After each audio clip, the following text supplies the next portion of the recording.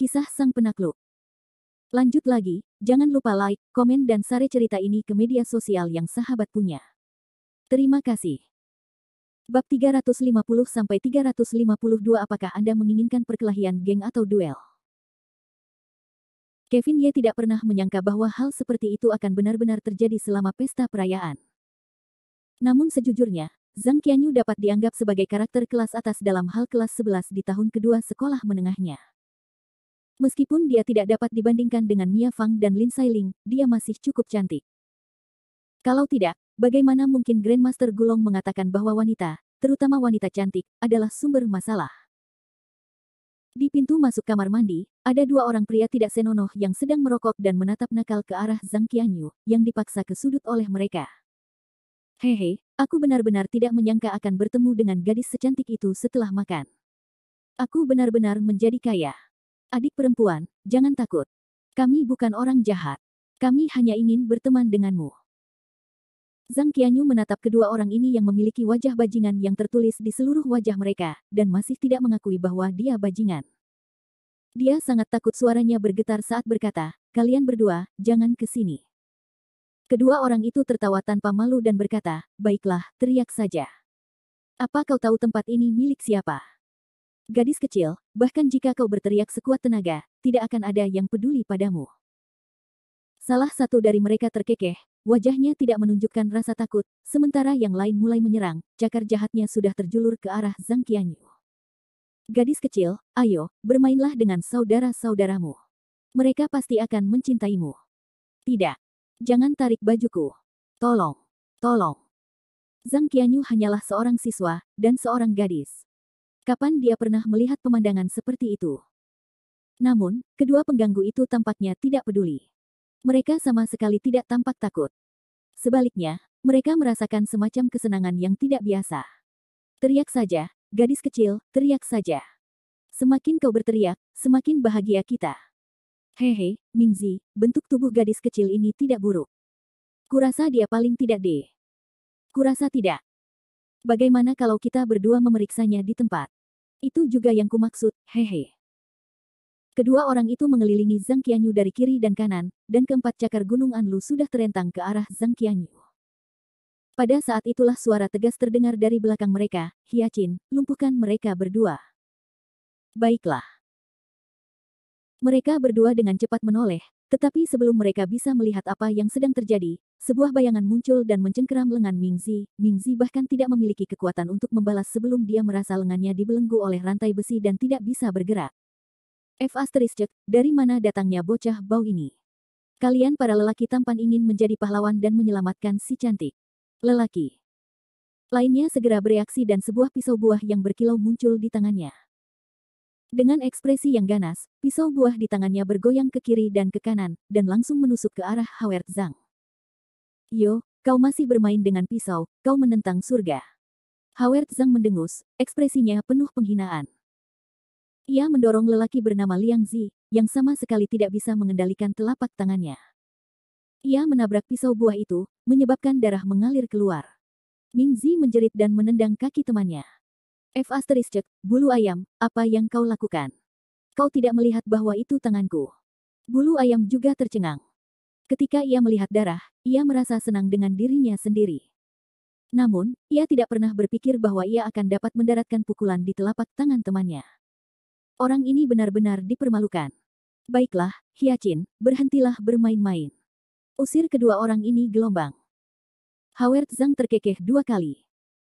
Dalam 2 hari terakhir, tangannya gatal ingin bermain dengan kedua orang itu, tetapi karena bosnya telah berbicara, Howard Zhang sama sekali tidak ragu. Saat ini, semudah Howard Zhang menggendong 2 anak ayam kecil. Dengan suara honglong, dia mengusir kedua orang itu. Sambil bertepuk tangan, Howard Zhang berkata tanpa menahan diri, "Enyahlah, jangan biarkan ayah ini melihatmu lagi. Sampah sepertimu, ayah ini akan memukulmu sekali setiap kali aku melihatmu." Chicken Feather terhuyung-huyung dari tanah, menunjuk Howard Zhang dan Kevin Ye dan berkata, "Kalian berdua, kalian dua pria merah kecil, jika kalian punya nyali, jangan pergi. Tunggu saja Lao Zi." Sambil mengancam mereka, mereka berdua buru-buru lari. Kevin Ye tidak berencana untuk peduli pada mereka sama sekali. Sebaliknya, dia berjalan ke Zhang Qianyu yang ketakutan dan bertanya, "Siswa Zhang, apakah kamu baik-baik saja?" Zhang Qianyu merapikan pakaiannya terus-menerus, menundukkan kepalanya, dan berkata dengan wajah memerah, "Terima kasih, Kevin Ye, aku baik-baik saja." Kevin Yesa tertawa, "Siswa Zhang, karena tidak ada yang lain, ayo kembali. Masih banyak siswa yang menunggu kita di aula." "Baiklah." Zhang Qianyu tertegun sejenak sebelum mengangguk dan berkata. Namun, saat Kevin Ye dan yang lainnya hendak berbalik dan berjalan menuju aula lantai 2, mereka dicegat. Belasan pria berwajah muram muncul entah dari mana. Yang lebih menggelikan lagi adalah beberapa dari mereka bahkan mengenakan seragam sekolah. Orang-orang ini tidak tampak setua itu, tetapi masing-masing dari mereka memiliki pisau buah yang mengilap. Mereka sama sekali tidak tampak seperti pelajar. Pemimpinnya adalah seorang sosok jangkung, dengan wajah seperti bos besar. Di sisi lain, bulu ayam yang ditendang itu berdiri di sampingnya, menunjuk ke arah Kevin Ye dan yang lainnya. Ketika Zhang Qianyu melihat sekelompok orang ini, dia sangat takut sehingga wajahnya kehilangan semua warna, dan dia segera bersembunyi di belakang Kevin Ye, tidak berani keluar. "Bulu ayam, apakah ini anak-anak? Saudara Bao, itu mereka. Merekalah yang menindas Mingxi dan aku." Pria jangkung yang memimpin kelompok itu melirik Kevin Ye dan yang lainnya dengan menawan, dan kemudian segera mengalihkan pandangannya ke Zhang Qianyu yang bersembunyi di belakang Kevin Ye. "Cek-cek, bulu ayam, kamu memiliki mata yang cukup bagus, gadis kecil itu memang cantik." Saat dia mengatakan itu, orang yang bernama saudara Bao ini berjalan mendekati Kevin Ye dan berkata, "Nak, kamu telah mengambil tawaran hari ini, simpan gadis kecil itu di belakangmu. Kamu sampah pergi sekarang." Kevin Ye memiringkan kepalanya, menatap apa yang disebut saudara Bao ini, dan tiba-tiba tertawa. Dia berkata kepada Michael Liu yang ada di sampingnya, "Liu tua, tidak ada masalah dengan telingaku, kan? Juga, apakah semua siswa SMA suka berakting di masyarakat saat ini? Sepertinya masa kultus Fudo kuno telah berlalu."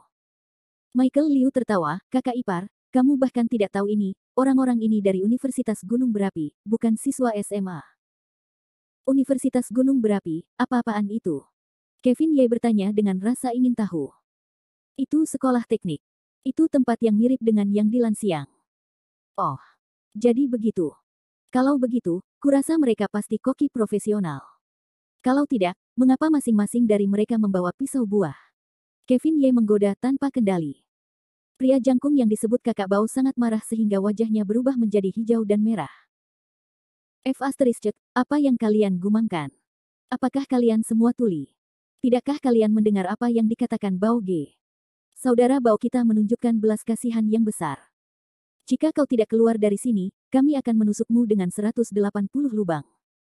Ya, cepatlah dan keluar dari sini, atau waktumu untuk mati akan tiba." Ketika saudara Bao kita menjadi marah, bahkan dia sendiri sangat takut. Mendengar raungan itu, Kevin Ye dan Michael Liu saling memandang. "Liu tua, apakah menurutmu monyet mereka sekuat itu?" "Kurasa begitu." Howard Zhang tidak menahan diri, "Saudara Ye, mengapa kau mengoceh dengan sekelompok orang ini? Biarkan aku keluar dan mengurus mereka, sehingga mereka tidak membuat keributan di sini." Kevin Ye dengan cepat menghentikannya, "Jangan, Hyacin, susah banget dapat ejekan sebanyak ini, kita harus bangun dan bersenang-senang, apa mereka tidak tahu bagaimana cara memanggil orang, pergi panggil orang kita." Howard Zhang pintar, dan langsung mengerti apa yang dimaksud Kevin Ye, dan tertawa sinis, "Baiklah, saudara Ye, lihat aku." Setelah mengatakan itu, Howard Zhang melambaikan tangannya dan bersiap untuk pergi dari pengepungan, tetapi para siswa ini tidak seperti siswa, mereka tidak tampak seperti gangster di masyarakat. Bahkan ada beberapa yang buta, tetapi mereka tetap ingin menghentikan Howard Zhang.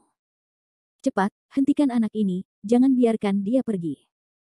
Setelah mengatakan itu, beberapa pisau buah yang berkilau menusuk ke arah Howard Zhang. Mata Howard Zhang menjadi dingin saat dia mengulurkan tangan dan dengan mudah mengusir kedua orang itu. Kemudian, Howard Zhang berpura-pura bahwa orang-orang ini tidak ada dan berjalan menuju aula di lantai 2 sekaligus. Pemimpin, melihat bahwa dia telah kehilangan muka, berpura-pura serius dan berkata, "Bulu ayam, biarkan mereka pergi. Aku ingin melihat apa yang bisa dilakukan sekelompok anak laki-laki cantik ini." Michael Liu tanpa daya menggelengkan kepalanya, benar-benar sekelompok orang yang bodoh dan tak kenal takut. "Aku benar-benar tidak mengerti bagaimana mereka berhasil bertahan hidup sampai sekarang." Pemimpin kelompok itu masih bertingkah seperti bos, tetapi segera, dia tidak bisa lagi terus bertingkah seperti itu. Di lorong, pintu-pintu ke lantai 2 tiba-tiba terbuka dan lebih dari 30 anak laki-laki bergegas keluar. Semua orang memegang botol, piring, dan bahkan kursi. Sekelompok orang berkulit hitam mengelilingi apa yang disebut mahasiswa Universitas Gunung Berapi ini. Bos, ini. Bahkan jika mereka dipukuli sampai mati, mereka tidak akan pernah mengira bahwa kelas Kevin Ye masih akan makan di sini. Ada sekitar 70 orang di tahun kedua sekolah menengahnya dengan kelas 11. Kevin Ye dengan senang hati melihat sekelompok orang ini, dan dengan jijik berkata, "Hei, saudara bau itu, apakah kamu ingin bertarung secara berkelompok, atau apakah kamu ingin bertarung 1 lawan 1 denganku?" Bab 351 Kau kenal aku. Melihat 30 plus orang yang tiba-tiba menyerbu, sekelompok orang dari Universitas Gunung Berapi tercengang. Meskipun pihak lain tampak hanya sekelompok mahasiswa, mereka semua adalah mahasiswa yang telah banyak minum. Selain itu, jumlah mereka juga banyak. Hanya ada selusin dari mereka, jadi mengapa si bodoh ini memilih untuk bertarung dengan mereka? Namun, dalam hal duel, kemampuan bertarung yang ditunjukkan Howard Zhang tadi sangat berani. Dia hampir meremehkan orang-orang, menggendong seseorang seperti menggendong anak ayam kecil. Bulu ayam dan Mingxi hanya mengikuti jejak bocah nakal ini. Pertarungan ini bukan 1 lawan 1 atau 1 lawan 1. Orang-orang dari Universitas Gunung Berapi hanya bisa berdiri di sana dengan bodoh. Kedua belah pihak berada dalam dilema. Apa yang harus kita lakukan? Ini akan menjadi masalah besar. Bulu ayam, ini semua salahmu. Kamu harus memikirkan cara untuk menyelesaikannya. Aku tidak punya pilihan lain. Aku tidak punya pilihan lain. Bagaimana aku bisa tahu bahwa pihak lain itu orang yang sulit dikalahkan? Mampu memanggil begitu banyak orang. Kevin Ye tahu bahwa meskipun sekelompok orang Universitas Gunung Berapi ini tampak seperti iblis, mereka sebenarnya hanyalah sekelompok siswa sekolah menengah. Jangan lihat bagaimana mereka menggunakan pedang atau semacamnya. Faktanya, jika dibandingkan dengan gangster sungguhan, mereka jauh lebih rendah. Menghadapi sekelompok orang seperti itu, Kevin Ye tidak merasa ada yang perlu dikhawatirkan. Yang terutama, Zhang Qianyu tidak terluka sedikit pun. Bagaimanapun, mereka semua adalah bunga dari tanah air, jadi mereka harus memberi desa kesempatan untuk memulai yang baru. Tepat saat Kevin Ye hendak mengatakan apapun, sekelompok pengawal berpakaian hitam bergegas naik dari bawah. Apa yang kalian lakukan? Ini adalah restoran cendekiawan nomor 1, tempat makan ini bukan untuk kalian berkelahi. Pemimpinnya adalah seorang sosok parubaya yang tampaknya berusia 30-an. Dia mengenakan jas dan cukup mengesankan. Melihat sekelompok pengawal ini, orang-orang di Universitas Gunung Berapi tidak takut. Sebaliknya, mereka senang. Saudara Tian ada di sini. Saudara Tian ada di sini. Ada harapan sekarang. Dia melompat keluar dari kerumunan dan menunjuk Kevin Ye, wajah putih kecil. Jadi bagaimana jika aku mengatakan itu luar biasa? Aku akan memberitahumu bahwa restoran sarjana nomor 1 ini adalah wilayah kita. Jadi bagaimana jika kamu memiliki lebih banyak orang? Kamu masih harus dengan patuh mengakui kekalahan. Dasar bocah, belum terlambat bagimu untuk bersujud dan mengakui kesalahanmu kepada kakak besar Jiabao kita sekarang. Kalau tidak, tanpa menunggu Chicken Feather selesai, Bao Ge yang tinggi segera memberinya kastanye asam manis dan berkata dengan tatapan tajam, "Nak, apakah kamu sudah cukup bicara?" Bulu ayam berkata dengan wajah sedih, "Saudara Bao, aku tidak mengatakan hal yang salah, kan? Bukankah seharusnya kita semua di masyarakat ini mengatakan hal yang sama?" Bao Ge sudah marah sampai wajahnya berubah warna. Dia menendang kaki bulu ayam dengan keras, membuatnya merintih kesakitan. Saat dia berbicara, pria parubaya itu telah menerobos kerumunan dan berjalan di depan Bao Ge. Dia menatapnya dengan kecewa, "Sayang, apa yang terjadi? Kamu tahu apa yang kamu lakukan? Kamu memimpin jalan dan membuat masalah di restoranmu sendiri, kurasa kulitmu gatal." Bao Ge tampak seperti anak yang berperilaku baik, "Kakak, aku." Pada saat ini, Chicken Feather melompat keluar lagi dan berkata, "Kakak Tian, kamu tidak bisa menyalahkan kakak Bao. Itu semua karena orang-orang ini sudah bertindak terlalu jauh. Kitalah yang harus membela diri dengan benar. Mereka bahkan menusuk Mingxi. Kakak Tian, kita tidak bisa membiarkan hutang ini begitu saja, bukan? Pria paruh baya itu tampaknya telah mengecilkan skala masalah menjadi kecil. Tetapi setelah mendengar apa yang dikatakan Chicken Feather, wajah pria paruh baya itu langsung berubah 2 kali, Situ Liang. Apakah dia terluka? Chicken Feather adalah pria yang cerdas. Melihat pria paruh baya itu begitu gugup, dia menambahkan, itu benar, Kakak Tian, kamu tidak hanya terluka, kamu bahkan mungkin kehilangan seluruh tanganmu. Pria paruh baya itu mendesis dingin dan berpikir dalam hati, ini akan menjadi masalah besar. Keluarga Situ hanya memiliki putra seperti ini. Jika seluruh tangannya lumpuh, maka lelaki tua dari keluarga Situ itu pasti tidak akan membiarkan ini begitu saja. Berpikir sejenak, pria paruh baya itu menyipitkan matanya dan menatap sekelompok siswa kelas 11 tahun kedua, dan berkata dengan dingin, di antara kalian semua, siapa yang menjadi pemimpin, menonjol. Restoran cendekiawan nomor 1 saya adalah tempat makan. Karena Anda melukai seseorang di sini, restoran cendekiawan nomor 1 saya tidak mampu bertanggung jawab untuk itu. Kalian bersiap untuk ikut dengan saya ke kantor polisi.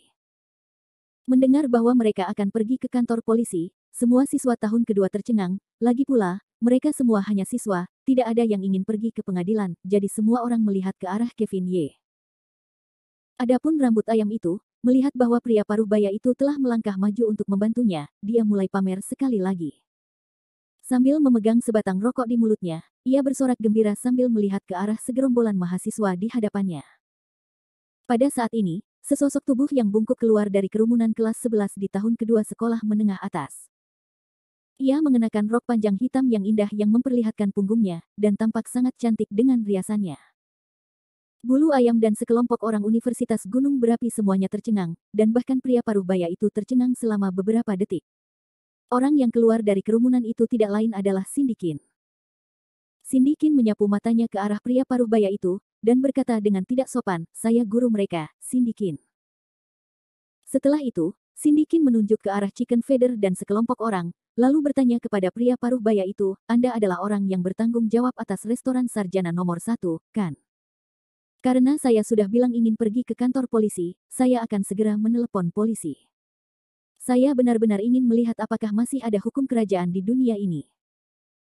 Mungkin karena dia telah minum beberapa gelas anggur, atau mungkin suasana hati Cindy Qin sedang tidak begitu baik hari ini, jadi nada bicara dan sikap Cindy Qin sangat keras kepala. Namun, kata-kata Cindy Qin tetap membuat siswa kelas 11 tahun kedua itu sangat percaya diri. Tepatnya, hal macam apa ini? Hanya mengandalkan kekuatanmu untuk menindas orang lain. Merekalah yang salah. Jika mereka menelepon polisi, panggil saja polisi. Apakah kamu takut pada mereka? Pria paruh baya itu tertegun sejenak, lalu dia menatap adik laki-lakinya dengan tajam.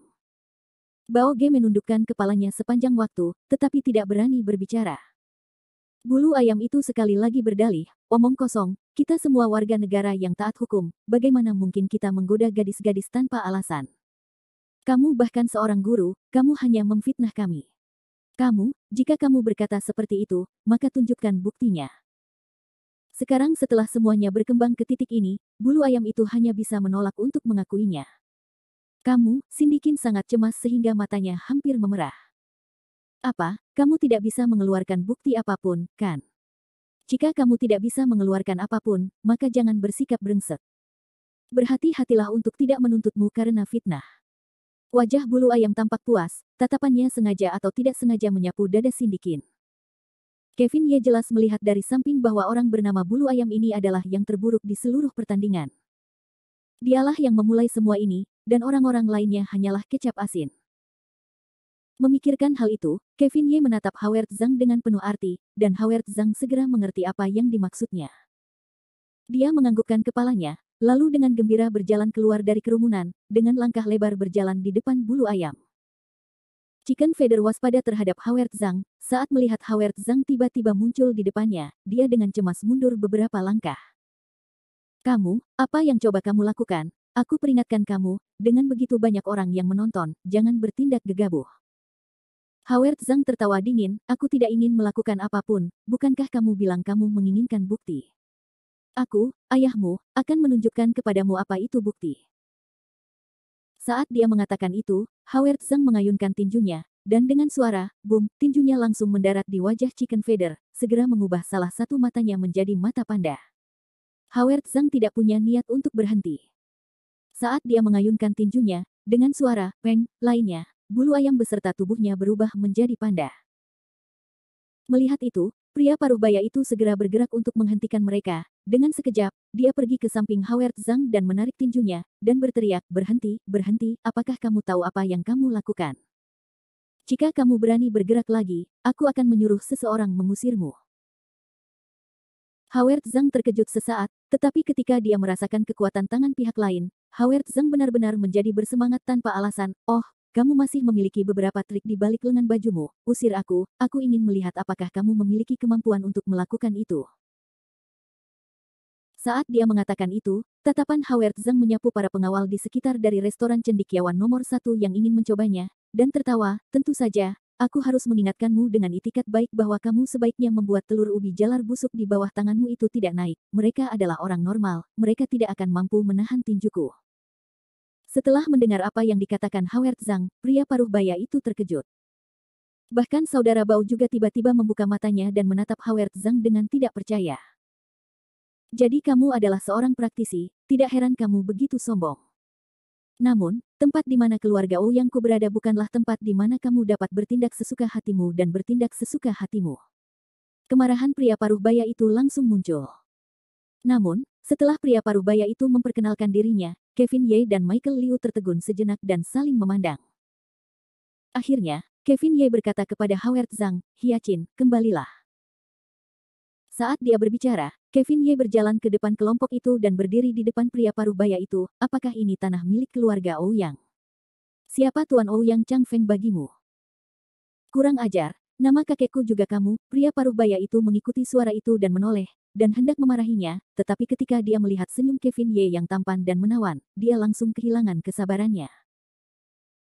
Namun, Chicken Feather tidak memiliki kemampuan membedakan apapun. Melihat bahwa Kevin Ye telah berjalan keluar, dia langsung berteriak, "Kakak Tian, ini dia, bocah ini yang paling jahat, orang yang melukai Mingzi adalah pelaku utamanya." Chicken Feather baru saja selesai berbicara ketika wajah pria paruh baya itu pucat pasi. Dia berbalik dan menamparkan wajah Chicken Feather.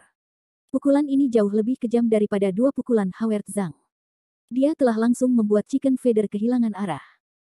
Dengan mulut penuh darah, Chicken Feather berteriak keras, "Kakak Tian, aku Chicken Feather. Kita berada di pihak yang sama, mengapa kau memukulku?" Tiba-tiba, semua orang yang hadir tercengang. Semua orang saling memandang, tidak tahu apa yang sebenarnya terjadi. Bahkan Sindikin sendiri merasa bahwa sikap pria paruh baya ini telah berubah sedikit terlalu banyak. Pria paruh baya itu melotot ke arah Chicken Feather dan berkata, "Bajingan, aku, ayahmu, memukulmu. Kakak, apa yang kau lakukan?" Kakak Bao melihat bahwa saudaranya dipukuli, jadi dia buru-buru melangkah maju dan berkata dengan wajah penuh ketidakpuasan. Pria paruh baya itu gemetar seluruh tubuhnya, dan berkata kepada Bao Ge, "Sayang, kamu tidak ada hubungannya di sini, pergilah ke samping." Saat dia berkata demikian, wajah pria paruh baya itu langsung berubah, dan menatap Kevin Ye dengan senyum. "Minta maaf, Tuan Muda Ye, saya tidak tahu kalau Tuan Muda Ye ada di sini. Suatu hari, saya, Ouyang Tian pasti akan menyiapkan anggur dan teh, dan meminta maaf kepada Anda." Siswa kelas 2 SMA, kelas 11 semuanya tercengang. Mereka tidak mengerti bagaimana sikap pria paruh baya ini berubah begitu cepat. Para pengawal di dalam restoran cendekiawan nomor 1 juga bingung. Tuan muda mereka tidak pernah menderita kerugian sebelumnya, kapan dia pernah mengatakan sesuatu seperti anggur untuk meminta maaf? Kevin Ye memiringkan kepalanya dan menatap Ouyang Tian, "Bingung, Anda mengenal saya?" Ouyang Tian langsung tertawa, "Hehe, mungkin Tuan Muda Ye tidak ingat, setengah bulan yang lalu di bar mitzvah Nona Fang, kakek ada di sana bersama saya, jadi saya pernah bertemu dengan Anda." Hari itu, dia pergi ke Villa Conor Sue bersama Ouyang Chang Feng, tetapi dia belum berbicara dengan Kevin Ye sebelumnya. Hanya dengan melirik Kevin Ye dari jauh saja sudah lebih dari cukup untuk membuatnya tidak bisa melupakannya seumur hidupnya. Menghancurkan ahli naga dan gajah dan melumpuhkan sebuah keluarga dengan satu gerakan, bagaimana mungkin kau mampu menyinggung monster seperti itu? Mendengar kata-kata Ouyang Tian, Kevin Ye menganggukkan kepalanya, dan berkata, "Baiklah, karena restoran sarjana nomor 1 ini adalah wilayah keluarga Ouyang, maka aku akan memberikan Tuan Tua Ouyang sedikit muka hari ini. Namun, aku tidak ingin hal seperti ini terjadi lain kali. Ya, aku pasti akan mengingat ajaran Tuan Muda Ye. Setelah aku kembali, aku pasti akan mendisiplinkan adikku dan menjamin tidak akan ada lagi yang mengulanginya. Ouyang Tian saat ini hanya mendengarkan ceramah Kevin Ye dengan patuh, bagaimana mungkin dia berani membantah. Adapun siswa kelas 11 tahun kedua, mereka memandang Kevin Ye saat ini seolah-olah dia adalah dewa. Bahkan Cindy Qin memiliki ilusi dan bergumam dalam hatinya, Kevin Ye, oh Kevin Ye, pria mistis macam apa kamu sebenarnya? C352 semuanya sudah siap kecuali angin timur. Di Villa Kota Langit, sebuah mobil perlahan melaju di jalan pegunungan. Di kedua sisi jalan, terdapat pepohonan yang rimbun dan dari waktu ke waktu, sebuah villa akan muncul di depan mereka.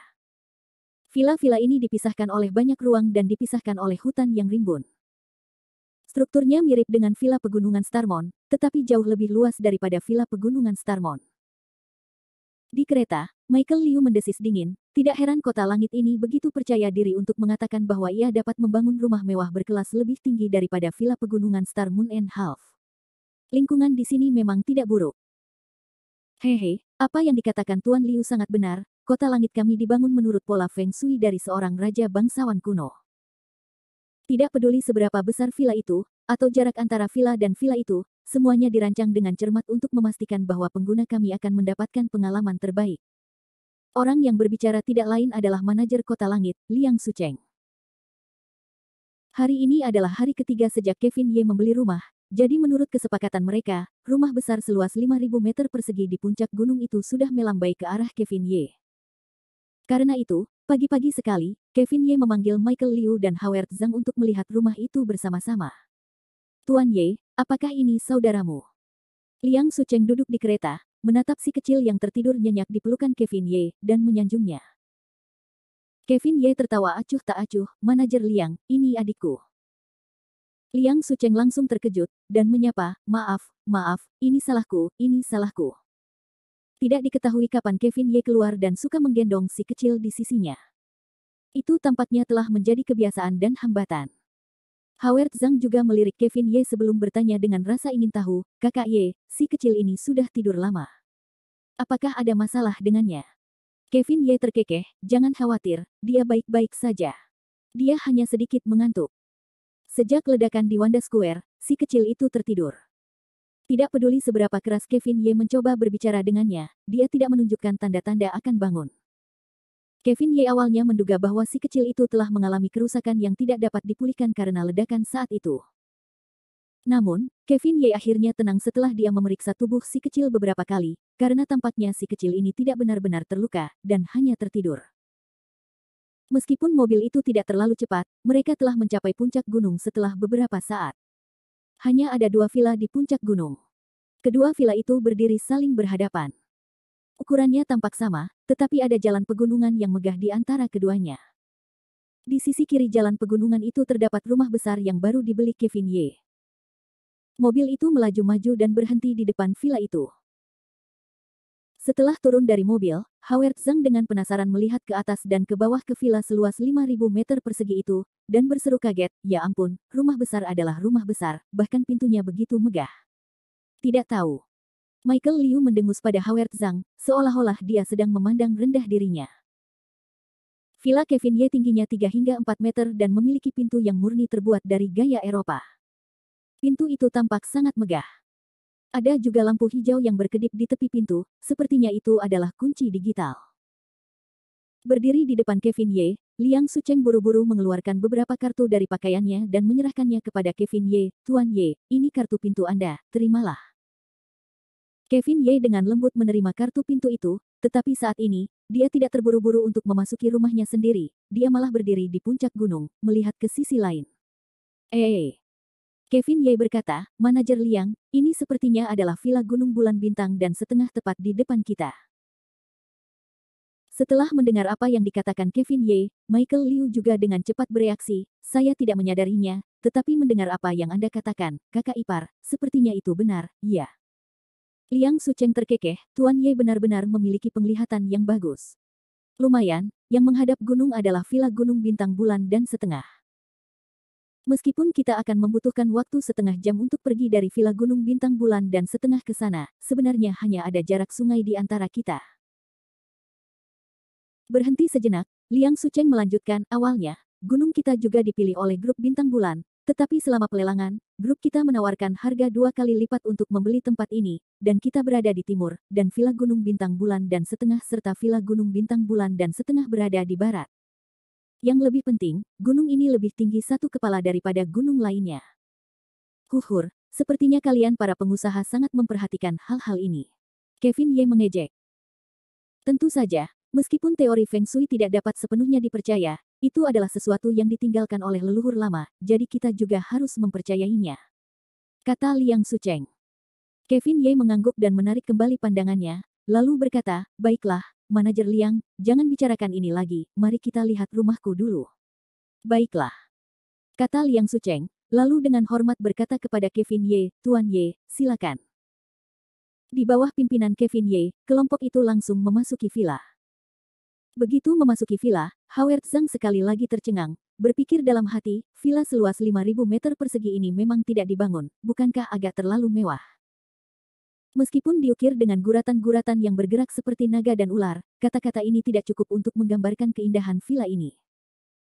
Di tengah rumah, lantai 3 menempati hampir 1.000 meter persegi ruang. Ada bangunan yang tampak seperti kastil, jadi jelas bahwa ini adalah bagian utama rumah. Lingkungan villa dikelilingi oleh halaman rumput hijau yang hijau dan subur, membuatnya tampak sangat indah. Di depan rumah ada kolam renang terbuka yang luasnya lebih dari 100 meter persegi. Sederet kursi putih gading tersusun rapi di sisi kolam renang. Di sisi kiri villa, ada taman yang indah. Ada bunga, rumput, gunung buatan, paviliun, dan itu adalah tempat yang bagus untuk bersantai. Di sisi kanan villa itu ada bangunan 2 lantai yang tingginya sekitar 100 meter persegi. Kevin Ye terkejut, dia menunjuk ke bangunan 2 lantai itu dan bertanya, manajer Liang, tempat apa itu? Liang Sucheng tertawa, Tuan Ye, tempat itu memiliki kamar pembantu, dapur, dan kamar mandi umum sebagai bangunan samping. Jika Anda ingin bersembunyi di rumah, maka fungsi tempat itu sangat jelas. Anak baik, bahkan ada kamar pembantu. Itu adalah benteng. Howard Zhang terdiam. Kevin Ye mengangguk, lalu memimpin kelompok itu ke dalam villa. Bagian dalam villa itu sangat khusus. Tampaknya Liang Sucheng telah berusaha keras untuk ini, hanya melihat perabotannya, itu akan sangat berharga. Liang Sucheng menarik Kevin Ye dan memperkenalkannya, Tuan Ye, ini adalah bagian utama villa, yang memiliki total 3 lantai. Lantai pertama adalah ruang tamu dan ruang belajar, serta 2 kamar. Lantai kedua hanya kamar tidur, totalnya ada 8 kamar tidur, yang masing-masing sangat luas. Sedangkan untuk lantai ketiga, adalah gedung olahraga, jika Tuan Ye tidak memiliki hal yang lebih baik untuk dilakukan, Anda dapat pergi berlatih sesekali. Kami telah menyiapkan semua peralatan untuk Tuan Ye. Anak baik, ini adalah tempat yang sangat besar, bahkan membersihkannya pun membutuhkan usaha. Howard Zhang berbicara lagi, dengan suara ketakutan. Namun, Liang Sucheng tertawa dan berkata, Tuan Zhang, Anda tidak perlu khawatir. Karena Sky City kami akan membangun villa-villa dengan kualitas terbaik, tentu saja kami akan mempertimbangkan masalah ini. Mengenai kesehatan, Sky City kami memiliki tenaga profesional untuk menanganinya.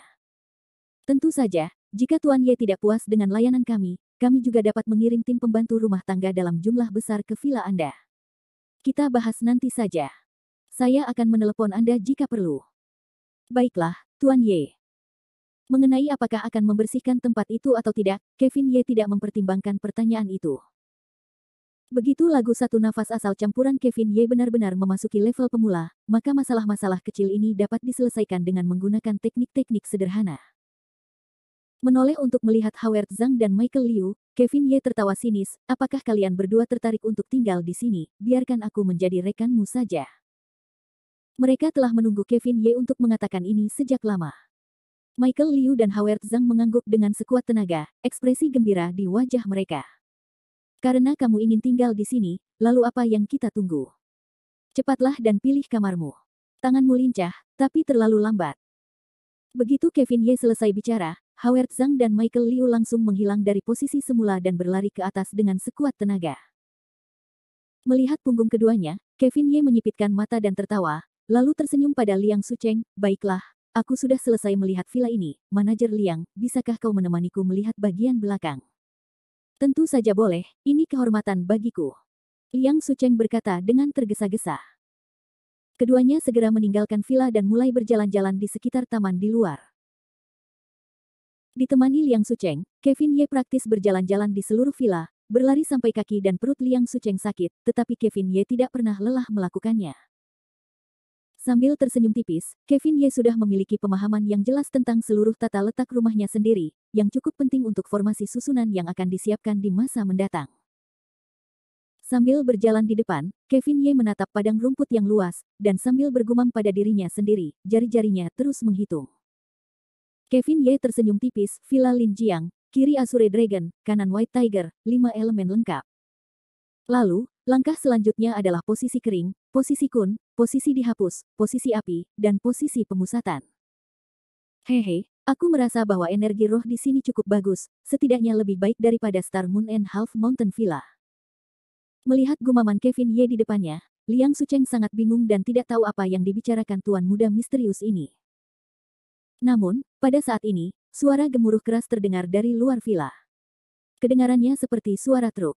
Liang Sucheng terkejut sejenak, mengapa ada truk datang ke sini? Tidak, aku harus pergi dan melihat apa yang terjadi di luar. Tepat saat dia hendak melangkah maju, Liang Sucheng dihentikan oleh Kevin Ye, manajer Liang, jangan membuat keributan besar, aku meminta mereka untuk datang. Aku membawa beberapa barang untuk keperluan sehari-hariku. Liang Sucheng segera menjawab sambil berdiri diam dan tidak bergerak lebih jauh. Namun dengan sangat cepat, Liang Sucheng terkejut, karena dia melihat bahwa di kejauhan, selusin pekerja sedang mengangkat potongan-potongan batu besar berbentuk aneh dan berjalan masuk. Namun, karena profesionalisme, Liang Sucheng tidak bertanya tentang urusan pemilik rumah, tetapi malah penasaran. Kevin Ye melihat potongan-potongan biji yang sudah dikenalnya ini dan menyeringai lebar, sepertinya semuanya sudah siap, hanya angin timur yang tersisa.